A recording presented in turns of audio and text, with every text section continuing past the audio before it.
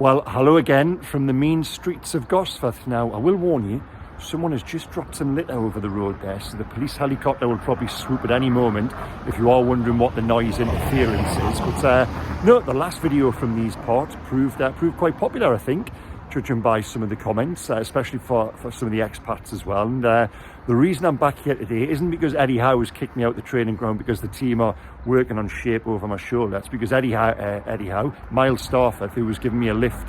I wish Eddie Howe was giving me a lift this morning. That would be good for stories, wouldn't it? Miles Starford, who was giving me a lift this morning, he was putting the hurry on me. So yeah, he's clearly got lots of work on. I presume the Shields Gazette have got some sort of semi-final supplement tomorrow. So yeah, keep your eyes peeled for that. In the meantime, click on the link in the description below here, which will take you through to my story from Eddie's press conference this morning. And you know, the immediate piece I've written is Eddie, saying a semi-final means nothing while he is aware of the history and the barren run this club has been through in terms of 18 years since a domestic semi-final, 54 years since its last trophy, going back to 1955 for a domestic trophy.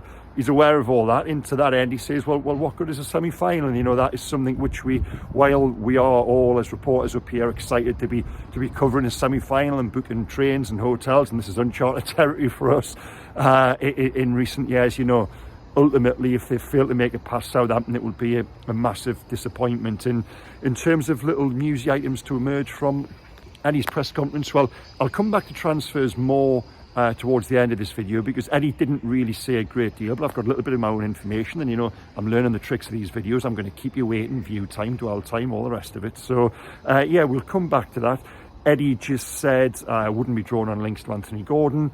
Carl Darlow will not be leaving on loan before tomorrow's game, and as I wrote earlier in the month, that would be an 11th hour one. And John Joe Shelby again, Eddie Howe was mystified as to links with a move to Turkey in terms of fitness as well. No new worries, a few bumps and bruises from the weekend down at Palace, and they go to Southampton tomorrow probably naming it a full strength team again, maybe one or two changes in attacking areas. And for me, I think you should freshen it up there. I wasn't down at Palace on Saturday, but I watched the game, and they're playing well. The structures are there, the patterns are there, the relationships are there all over the park. It's got the point now, I don't know about you, but I can almost predict the overlapping runs, the underlapping runs. It's the same repetition time and time again. That's not a criticism, it's working because they are creating chances, they are getting into good positions, they don't really look like conceding. When the sort of defence is breached, you've got Nick Pope there, and what a save that was, by the way, down at Sellers Park. So yeah, everything is there. The building blocks are there. They're not playing poorly.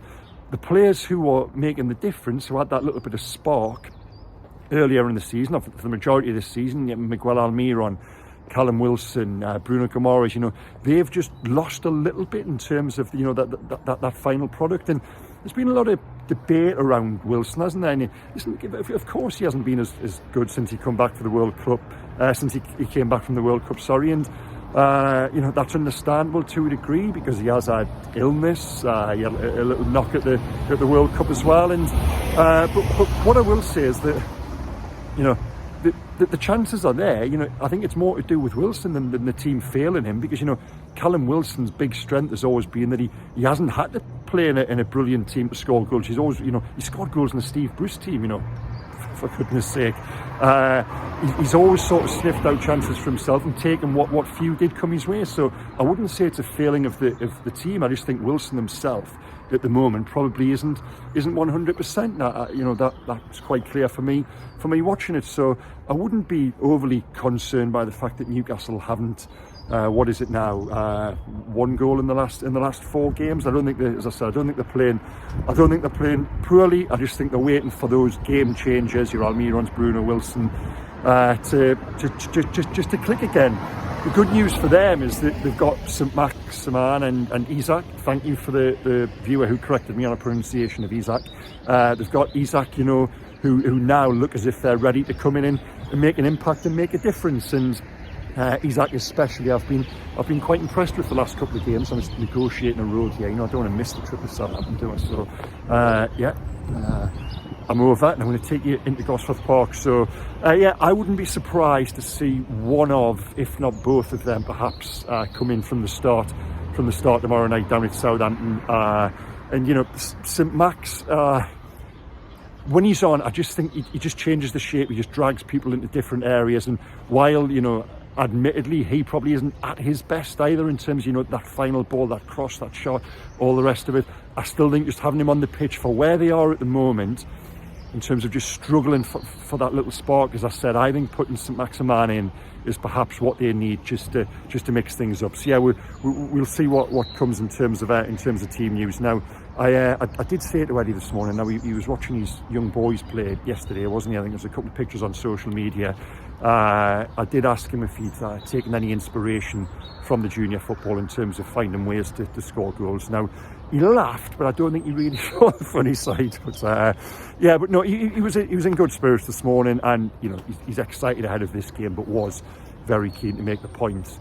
It is only a semi-final, and who remembers semi-finalists, and that's something I would go along with. Now, transfers. If you've made it the full 6 minutes, thank you.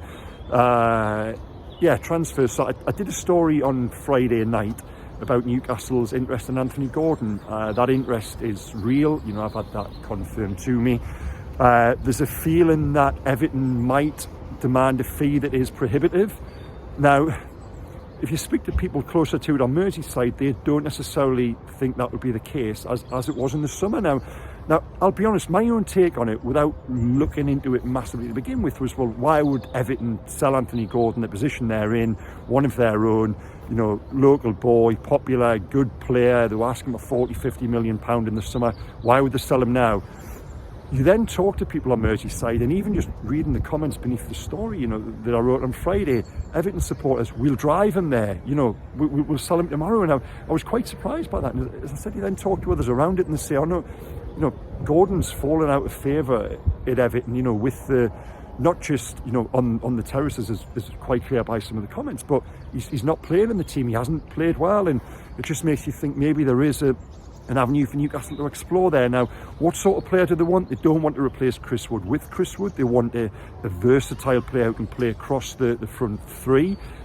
Gordon ticks that box to a large degree, I think, in terms of the two flanks. I'm not so sure about is through the middle, but he is one I would expect them to be, if they haven't already, having conversations with Everton and testing the waters. Another little bit of news to bring you that was within that story. An offer went in for Harrison Ashby, the West Ham right back, earlier in the month, which was rejected. Now they remain in talks, they remain interested, but whether they can agree a deal with the Scotland, I think he's 21, isn't he? You know, Scottish right back, only played once, I think, for West Ham so far. Whether they can agree a deal before the end of this month. His contract runs out in the summer. It's another one they revisit down the line. We'll have to wait and see. But there's certainly, that one is certainly active, as is, and this is very early stages. I know there was reports of a £16 million or €16 million bid for Matthias Franke of Flamengo. Now I'm told there is interest there, and talks are at an early stage. So that is another one which is active, but perhaps one to watch. So yeah, those were the three names which I brought you on Friday night. The midfield search goes on, but you know, I think I detailed in from this pretty much the exact spot the other day when I was wandering through here, the reasons as to why those domestic, those Premier League midfield targets I have, why they're all going to be very difficult to pull off. So yeah, thanks again for watching, guys. As I say, click on the link below, which takes you through the reaction from Eddie's press conference, but there'll be more to come later in terms of a sort of a scene setter heading into what is, you know, a fairly historic game for Newcastle. And yeah, I'll be down there, getting the train down there tomorrow morning. So if you're on the train, you know, say hello. Keep on watching, keep on reading. Plenty more content to come in terms of this channel, and you know, back at the Daily Mail website and in the print product. Go out and buy a newspaper. Okay, take care, guys. Thank you again for watching, and I hope you've I hope you've enjoyed the surrounds. I've spent quite a bit of time in that park over my shoulder over the years, and yeah, okay, bye bye.